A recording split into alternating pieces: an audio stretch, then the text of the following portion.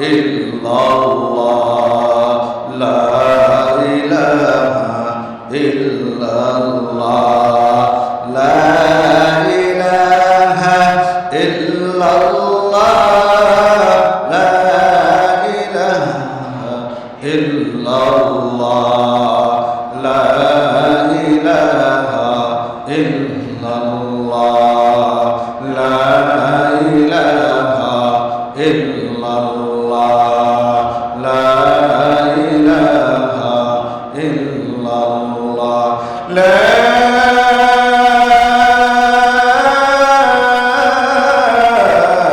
ইলাহা ইল্লাল্লাহ মুহাম্মাদুর রাসূলুল্লাহ সুবহানাকা লা ইলমা লানা ইল্লা মা 'allamtana innaka antal alimul hakim qala rabbi shrah li sadri wa yassir li amri আলহামদুলিল্লাহ আল্লাহ পাকের অসংখ্য অগণিত অফুরন্ত শুকরিয়া যে আল্লাহ রাব্বুল আলামিন রমজানের পরে শাওয়াল মাস শেষ করে শাওয়ালের পরে শাওয়াল তারপরে যে জিলকাদ আরবিতে বলে জিলকাদা আজকে প্রথম দিন আজকে যদি প্রথম যে জিলকাদ শাওয়াল জিলকাদ জিলহজের 10 তারিখে কুরবানি আজকে যদি 1 তারিখ হয় আগামী মাসের 10 তারিখে যদি কুরবানি হয় তাহলে মাঝখানে অল্প সময় বাকি আছে 1 মাস 9 দিন অথবা 8 দিন তারপরে আমাদের সামনে আসতেছে বিশাল বড় আল্লাহ তাআলার হুকুম হজ আল্লাহ তাআলা একের পরে এক বান্দাকে আপন করে নেওয়ার জন্য কিছু মাধ্যম দিয়েছে পয়গম্বর আলাইহিস সালাতু ওয়াস সালামকে দিয়ে দুনিয়ার শুরু লগ্ন থেকে এই নিজাম আল্লাহ পাঠাইছে পয়গম্বর চলে যাবে পয়গম্বরের উম্মতেরা কিভাবে আল্লাহর কাছে দামি হবে রমজান গেল রমজানের পরে আবার হজের সিজন শুরু হয়ে গেল হজের পরে আবার কুরবানি আল্লাহ তাআলা একের পর একটা দিয়া বান্দাকে কাছে পেতে চায় দুনিয়ার মানুষ দূরে ঠেলতে চায় আল্লাহ বান্দাকে কি করতে চায় কাছে পেতে চায় এই জন্য কাছে পাওয়ার জন্য আল্লাহ তাআলা দুনিয়ার মধ্যে সর্বপ্রথম একটা ঘর বানাইছে সেটা কোন শহরে অবস্থিত আল্লাহ পাক রব্বুল আলামিন নিজেই কোরআন শরীফের মধ্যে আউযু বিল্লাহি মিনাশ শাইতানির রাজিম বিসমিল্লাহির রাহমানির রাহিম আল্লাযী বিবাক্কাতা মুবারাকাও ওয়া হুদাল লিল আলামিন মক্কা এটা বাক্কা থেকে মক্কা আরবিতে কোরআন শরীফে কি শব্দ বাক্কা যেমন বাংলাদেশের রাজধানীর নাম আগে কি ঢাকা ছিল পরিবর্তন হয়েছে এই বাক্কা আল্লাহ তাআলা বলেন আমি আল্লাহ তাআলা সর্বপ্রথম এই বাক্কা শহরের মধ্যে একটা ঘর বানাইলাম এই ঘরের নাম কি দিয়েছি মক্কা মক্কা একটা শহরের নাম যেটাকে কি বলে মক্কা এইখান থেকে এখন মক্কা শহর আলহামদুলিল্লাহ আল্লাহ পাক আমাদেরকে অনেক মানুষদেরকে এই ঘর বানানোর জন্য আল্লাহ তাআলা ফেরেশতাদের সাথে মাশওয়ারা করে ফেরেশতাদেরকে বলল আল্লাহ তাআলা ডাকতে বলে আমার ফেরেশতারা আমি দুনিয়ার মধ্যে একটা ঘর বানাইতে চাই আল্লাহ বলেন ও দয়ার মালিক আমরাই তো তোমার জন্য 24 আওয়ার 24 ঘন্টা ইবাদত করি মানুষ কি 24 ঘন্টা করে কিন্তু ফেরেশতারা কেউ রুকু কেউ সিজদা স্বাভাবিক মেম্বার সাহেব আর লোক নিয়োগ দিয়ে নাম রইতে আছে 24 ঘন্টা আপনার কাছে আল্লাহ বলেন আল্লাহু ইয়ালামু আনতুম লা তা'লামুন আমি আল্লাহ আল্লাহর এলেমে যা আছে তোমরা তা বুঝো না। কারণ এই আদম বানানোর পরে এই আদম থেকেই হবে আমার পয়গম্বর মুহাম্মদুর রাসূলুল্লাহ। সুবহানাল্লাহ। আল্লাহ বলেন আমি পয়গম্বর, এ আমার ফেরেশতারা আমি দুনিয়ার মধ্যে একটা জাতি বানাইতে চাই। এই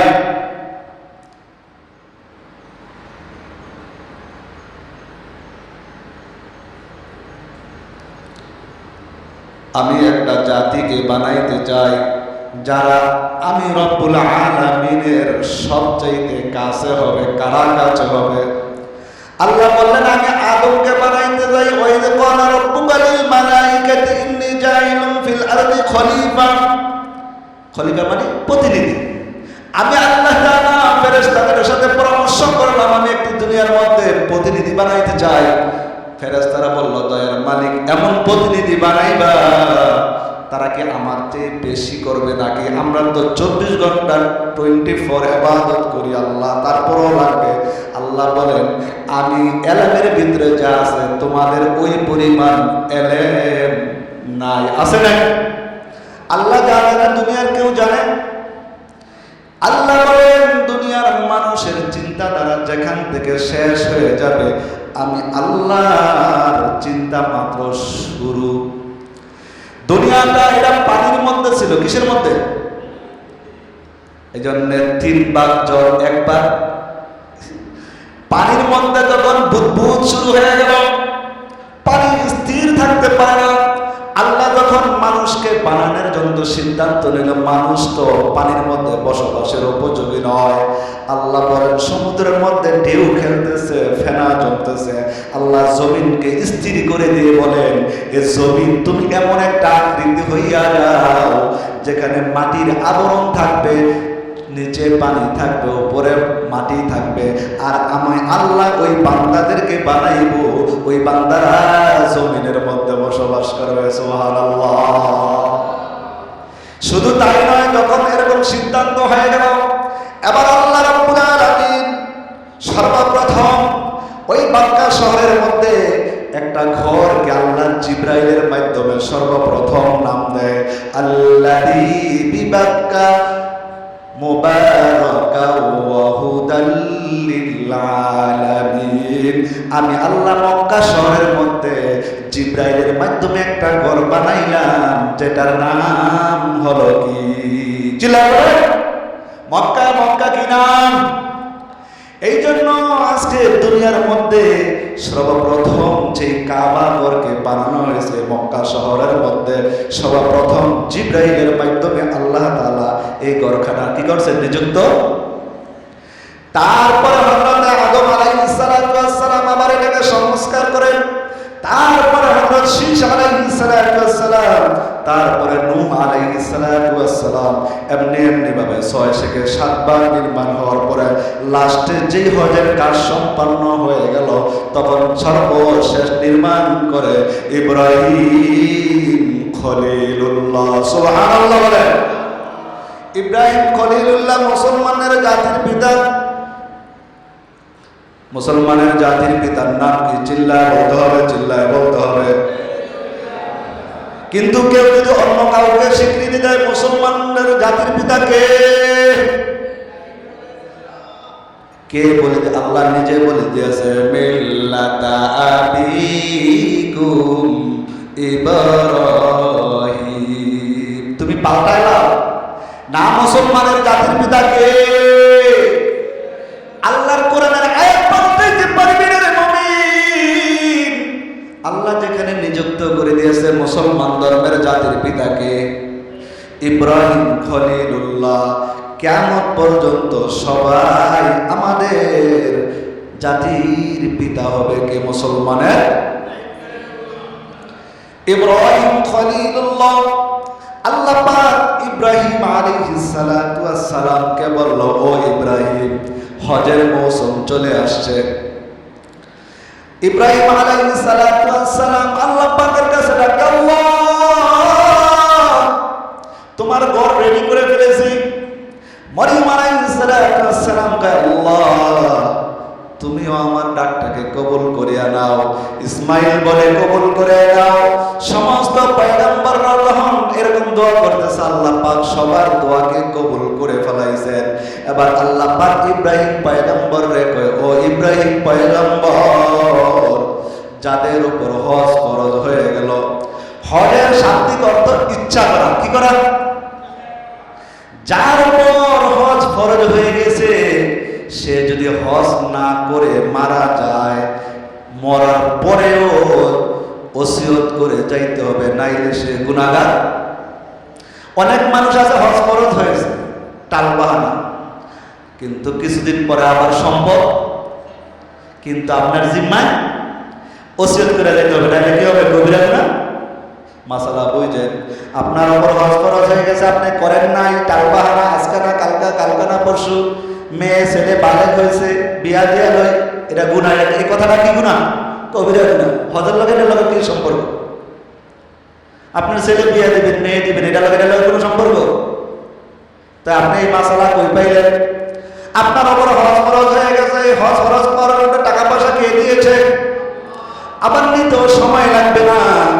যদি আপনি আল্লাহকে বেশি ভালোবাসেন, আল্লাহর পয়গম্বরকে ভালোবাসেন, দুনিয়ার সব ফালাইয়া ওই মক্কা মদিনা দেখার জন্য তোমার দিলটা পাগল পারা হয়ে যাওয়ার কথা। এমন নবী পাইলা রে মুমিন, এমন আল্লাহ পাইলা যে ঘরের দিকে তাকাইলে দিলটা বড় নরম হয়ে যায়। আল্লাহ পাক তোমাকে সম্পদ দিয়েছে।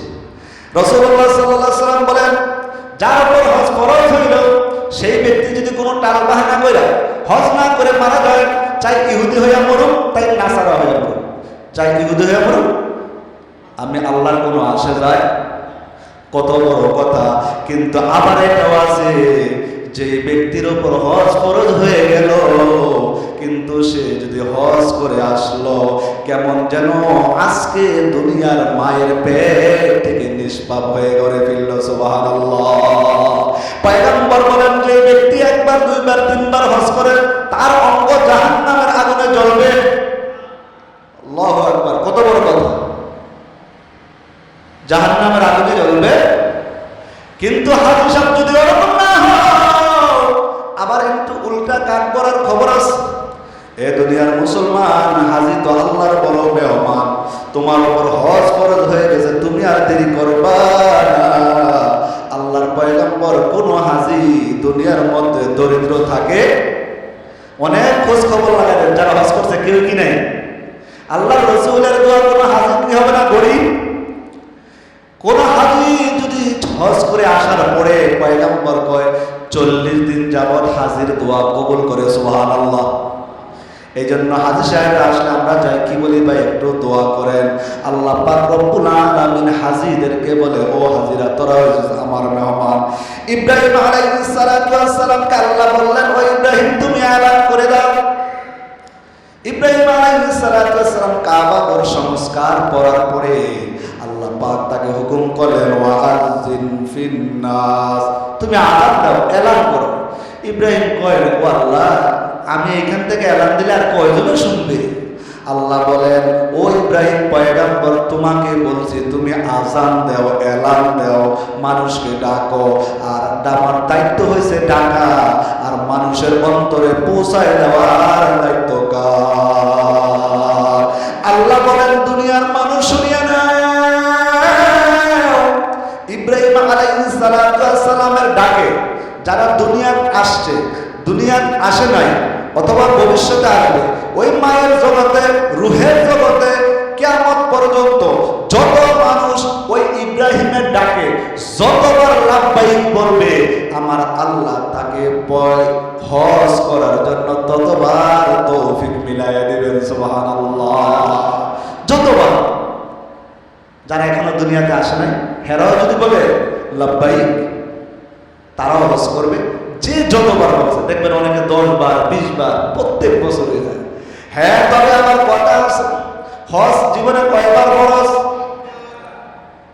কিন্তু যদি এর চেয়ে বেশি জরুরত হয়, তোমার আশেপাশে যদি কোনো মানুষ অসহায় থাকে, যদি তুমি পারো হজে না যায়, তোমার বিকল্প টাকাগুলো তুমি তার মধ্যে কি করো? তোমার আত্মীয় স্বজনের হক আছে, তোমার ভাইয়ের হক আছে, তোমার আত্মীয় স্বজনের হক আছে। হ্যাঁ, তারপরও যদি তোমার মনে চায় তুমি উমরা করতে পারো। এরে মুসলমান, আল্লাহর গোলাম, তুমি আল্লাহকে পাইতে হলে তো ঘরে থেকে পাইবা না। দুনিয়ার কিছু হাসিল করতে হলে ঘরে থেকে না, ঘর থেকে বাইরে হইতে হয়। যদি ঘর থেকে বাইরে হইতে হয়, আল্লাহ বলে তুমি ওই মক্কা শরীফের মধ্যে যাও, যেখানে যায় দেখবা আমার কুদরতের খেলা।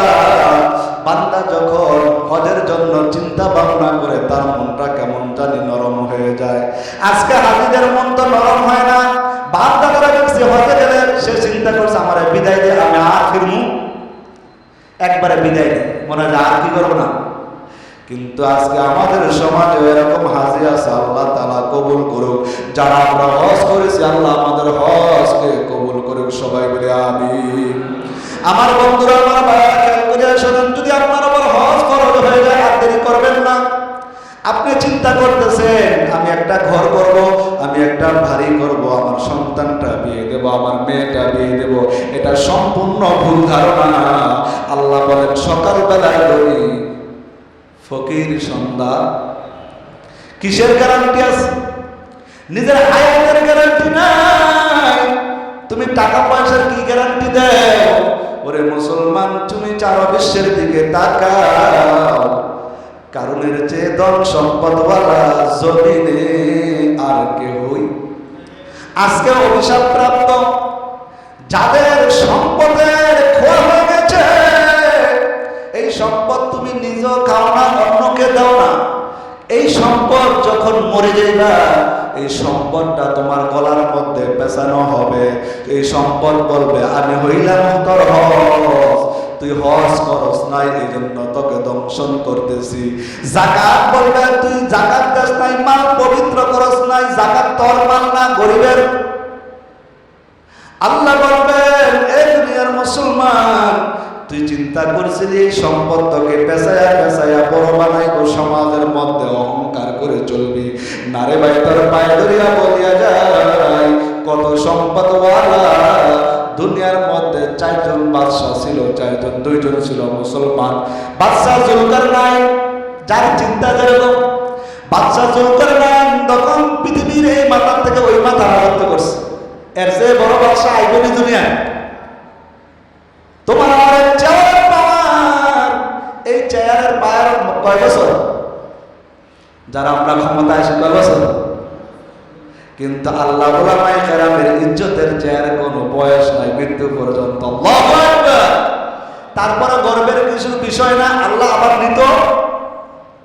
বাদশা জুলকারনাইন যখন মৃত্যু হয়ে গেল, দেশের মধ্যে আলাপ করে দিল আমি যখন দুনিয়া থেকে বিদায় হয়ে যাব, কাপড়ের কাপড় পেঁচাইয়া আমার হাত টুটা বের করে দিয়া সমাজ থেকে মানুষকে বুঝাইবা আমি খালি হাতে। কিন্তু কিছু লোক উল্টা বুঝছে। কি বুঝছে? আছে না, কয় মরার পরেও লোক কবে নাই। যার চিন্তা যেরকম, ওই কাফের বেঈমান মুশরিকরা কয় দেখ কি লোভের লোক, মরার পরও হাত পেতে যায়। মুসলমান এইটাই বুঝাইতে চাই, তুমি যদি সত্যিকার মুমিন হয়ে যাও, তোমার চিন্তা ভাবনা যেরকম আমার আল্লাহ ফয়সালা করব। ওই বাদশা যখন দুনিয়ার মধ্যে যায় আর বলে যায় উম্মতদেরকে বুঝায়া দেও আমি এত বড় বাদশা, আমি আজকে দুনিয়া থেকে খালি হাতে। কিসের আশায় গুরু মুমিন? আজকে এই মুহূর্তে যদি তোমার ইন্তেকাল হয়ে যায়, সঙ্গের সাথে স্ত্রী পুত্র কেউ তোমাকে আর জুমার নামাজের পরে ঘরে ঢুকাইবে? এমন কেউ আছে বেশি ভালোবাসা স্ত্রী কেউ আজকে রয়ে নাই? কিসের মহব্বত? সন্তান যখন, বাবা যখন ঘরে যায়, সন্তান তাকায় কোথায়? কই তাকায় বাচ্চারা? হাতের দিকে তাকায় বাবা কি আনছে, বিবি তাকায় পকেটের দিকে, মা তাকায় সন্তানের চেহারার দিকে। এই হইল ভালোবাসা। এই ক্ষণস্থায়ী ভালোবাসার পিছনে পড়িও না। আল্লাহ তাকে সম্পদ দিয়েছে, হজের ইচ্ছা করিয়া ফেলাও। যদি সামর্থ্য নাও থাকে, যাদের ইচ্ছা আছে কিন্তু সামর্থ্য নাই, অন্তত পক্ষে ওমরা করতে পারি তো ইনশাআল্লাহ, ইচ্ছা করলে উপায় হয়। কিন্তু আপনি অনেক দিন হয়ে গেছে গা 1,00,000 টাকা নাই এরকম মানুষ তো সমাজের মধ্যে কম হয়ে আছে। এরে ভাই তোর পায়ে ধরিয়া বলিয়া এই তো হজের মাস শুরু হয়ে গেছে, জিলকাত মাস শুরু, জিলহাজ। পয়গম্বর বলে যে ব্যক্তি হজ করে মারা গেল, কাল কিয়ামতের ময়দানে যখন ওই কবরের মধ্যে রাখা হবে, হজ তার সামনে দাঁড়াইবে, খবরদার এই ব্যক্তি তো আল্লাহ রাব্বুল আলামিনের ঘরের মধ্যে তওয়াফ করছে, কাবা শরীফের চেহারার মধ্যে তাকাইলো সওয়াব, মার চেহারার দিকে তাকাইলো সওয়াব, বুজুর্গানে দ্বীনের চেহারার দিকে তাকাইলো সওয়াব। এমন কিছু ঘর আছে যেখানে তাকাইলে আর মন মানে না। এই জন্য ওই কাবা দেখা, নবীর রওজা দেখার অন্তরে মহব্বত আছে কিনা? মদিনা যাইতে মনে চায় কিনা? চায়। যার অন্তরে নবীর মহব্বত নাই, পয়গম্বর কয় হজ করার পরে বিদায় তো কি, এটা না করলে তো কিছু হইব না, হইব হজের কোনো ক্ষতি হইব? কিন্তু না, পয়গম্বর কয় মান যারা কবরি ওয়াজাবাত লাহু শাফাতি, যে ব্যক্তি আমার রওজার পাশে দাঁড়ায়া সালাম জানাইলো, আমি নবী তার জন্য সুপারিশ করা ওয়াজিব হয়ে গেল। সুবহানাল্লাহ। মদিনা যাইতে পারলাম না, মদিনা দেখতে পারলাম না, আমি অসহায় তাই এত দূরে রই, শুধু সালাম জানাই, মদিনা যাইতে পারলাম না, মদিনা দেখতে পারলাম না। মনে এরকম আশা লাগে না? এটা মাঝে মাঝে গাইবে। টাকা হইলে হজ করতে পারে না, টাকা ছাড়াও অনেক হাজি এরকম আছে না নাই? আল্লাহ বলেন দিলের সাথে সম্পর্ক। অনেক বাড়িওয়ালার দারোয়ান হজে গেছে গা, বাড়িওয়ালা কি করে নাই যাইতে? কারণ এটা কার সাথে সম্পর্ক? দিলের মহাব্বত বড়, অন্তরের সম্পর্ক। পয়গম্বরের মহাব্বত যদি অন্তরে থাকে, আল্লাহর মহাব্বত যদি অন্তরে থাকে রে মুমিন, আমার আল্লাহ বলেন তোর কিছুই লাগবে না, নিয়ে যাব। অনেক মানুষ এরকম আছে যাদের কোনো যোগ্যতা নাই, কিছুই নাই, বলে হুজুর হজ করে আইছি, ভিক্ষা করে। কি করে? ভিক্ষা করে হজ করছে। এটাও তোমার ভাগ্য নাই রে মুমিন। তোমার ছেলে মেয়েকে সব দেও, কিন্তু এই হজের মাস চলতেছে, তোর পায়ে ধরিয়া বলিয়া যায়, যদিও এখন থেকে নিয়ত করিয়া দেও, আগামী বছর আর দেরি করবো না, হজটা করে ফেলবো। কারণ আমার আল্লাহ কখন জানি আজরাইল পাঠায় দেয়, ওই আজরাইলের থাবা থেকে কেউ তো রেহাই পায় নাই। ওরে পর্দার আড়ালের মা, ওরে আমার যুবক ভাই, তোকে বলিয়া যায় গুনাহ ছাড়িয়া দে। আল্লাহ পাক রব্বুল আলামিন সমাজের মধ্যে যখন মানুষ গুনাহ বেশি হয়ে যায়, হারাম কাজ বেশি হয়ে যায়, জিনা ব্যভিচার বেশি হয়ে যায়, সমাজের মধ্যে যখন পাপাচার বেশি হয়ে যায়, আমার আল্লাহ মাঝে মাঝে শায়েস্তা করে কি করে না? এই যে দুবাইয়ের মতো শহর, আরব কান্ট্রি, যেখানে এগুলা হওয়ার কোনো কল্পনা ছিল না, সৌদি আরবের মতো জায়গার মতো যেগুলা হয় সেগুলা এখন কল্পনার বিষয় না। আমার আল্লাহ ধরে না, ধরলে কিন্তু আর ছাড়ে। পৃথিবীর ইতিহাস দেখেন, যারা ধরছে আর ছাড়ে। এই জন্য বলেন আল্লাহ তুমি দুনিয়ার মধ্যে যতদিন রাখো, তুমি ইজ্জত সম্মানের উপর রাখো। আল্লাহ যাদেরকে হজটা করার তৌফিক দিছে রে ভাই, তোমার হজ করতে কয় টাকা লাগে তুমি কি বুঝো না? তোমার বিবির বরণ পোষণ দিয়া সৌদি আরব যাওয়া আসার খরচটা যদি তোমার হয়ে যায়, তোমার ওপর হজটা তুমি ফরজ হয়ে যায়।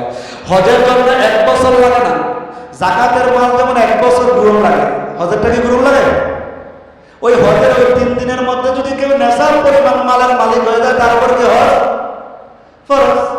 কিন্তু জাকাতের ক্ষেত্রে পুরো 1 বছর করতে হয়। এমন অনেক মানুষ আছে যাদের ব্যাংকের মধ্যে 2টা 3টা ডিপিওস আছে না নাই? কয় হুজুর এর কিসের টাকা, ওই কিসের টাকা?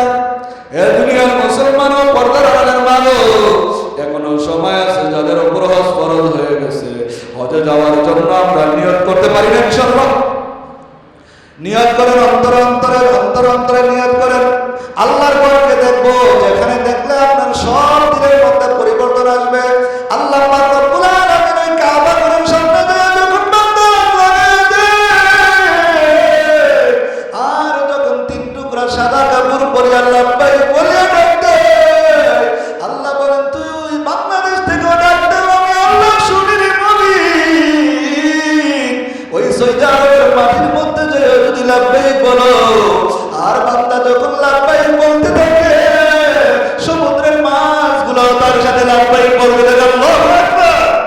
শুধু তাই নয়, গর্তের পিপিলিকাও লাব্বাইক বলে, গাছপালা অঙ্গ পতঙ্গ গুলা লাব্বাইক বলে। লাব্বাইক আল্লাহুম্মা লাব্বাইক এর অর্থ কি মুমিন তুমি জানো? ও আল্লাহ, আমার ছেলে নাই আমার সাথে, আমার মেয়ে নাই আমার সাথে, আমার স্ত্রী নাই আমার সাথে, আমি আল্লাহ হাজির, তোমার দরবারে আমি হাজিরা দিয়েছি আল্লাহ। আল্লাহুম্মা লাব্বাইক লাব্বাইক লা শারীকা লাক লাব্বাইক। বান্দা যখন 3 টুকরা, বান্দা যখন এরকম কাপড় বাঁধতেন মুমিন, একটা সেলাইবিহীন কাপড় গায়ের মধ্যে ফেলাইয়া আরেকটা সেলাইবিহীন কাপড় পরিয়া এলোমেলো কেশ অনুযায়ী বান্দা চলে। আর ফেরেশতাদেরকে আল্লাহ বলে দেন, আমার বান্দা তুমি আর কারো মায়ায় পড়ে নাই, নিজের ঘর বাড়ি ছেড়ে দিয়া ওই পাগলের বেশি এলোমেলো কেশ, দেখো কত টাকা খরচ করে আমি পাগলের বাবার জন্য আইছে রে। আমার আল্লাহ বলেন, ও ফেরেশতারা দেখ, আমার বান্দা তার স্ত্রীর কথা পাবে না, সন্তানের কথা আজকে পাবে না, আমাকে পাওয়ার জন্য ওই দূর দূরান্ত থেকে এসে হাজির। আল্লাহ বলেন, ও বান্দা তুই যা যা যা, তুই যখন হজ কইরা হজের মধ্যে কোনো গুনাহ করবি না, তুই যখন আমার ঘরের মধ্যে ফিরবি, আমি বান্দা তোকে নিষ্পাপ করায়া ঘরের মধ্যে ফিরাইয়া দিলাম। সুবহানাল্লাহ।